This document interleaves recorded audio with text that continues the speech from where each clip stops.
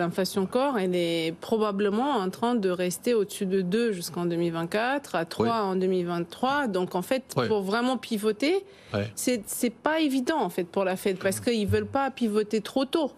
Ils veulent pivoter plutôt tard que tôt. Denis nous dit le pivot de l'inflation, ça y est, aux États-Unis. Alors, on va parler de l'Europe, mais le pivot des banques centrales, ça y est ou pas? C'est-à-dire, le pivot, on s'entend, c'est pas baisser les taux ni arrêter de monter les taux, c'est monter les taux moins rapidement. Est-ce qu'on y est ou pas? Pour monter les taux moins rapidement, on y est. Mais pour baisser les taux, on n'y est probablement pas encore en 2023.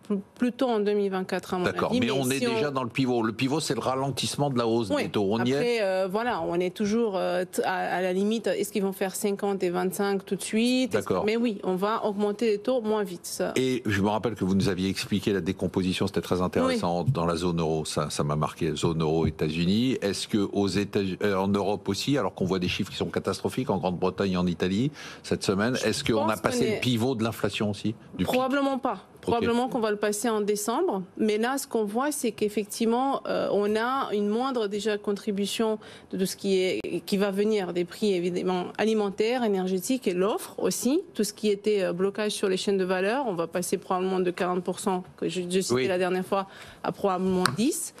L'énergie de 50 à 25%. Donc clairement, on a des effets de base négatifs. Et je pense qu'il ne faut pas cette fois-ci louper la vague déflationniste.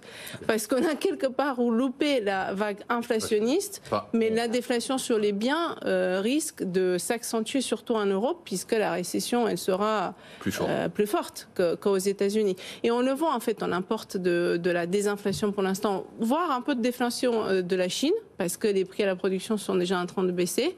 Donc ça fait baisser l'inflation en zone euro. C'est vrai qu'on a encore des sources de volatilité. Qu'est-ce qui se passera avec les prix énergétiques en 2023? Jusqu'à quand on aura les caps? Qu'est-ce qui se passera avec l'euro? Parce que ça aussi, 10% de dépréciation de l'euro, ça nous fait un point de plus d'inflation. Donc il y a quand même encore des sources. On peut encore être surpris sur l'inflation. Les services, pareil, mais sur les biens, je suis presque en train de voir cette vague déflationniste. En tout cas, j'ai frimé un dîner en reprenant votre décomposition de l'inflation, ça a beaucoup impressionné. J'ai pas dit que c'était vous, j'ai dit que c'était de moi.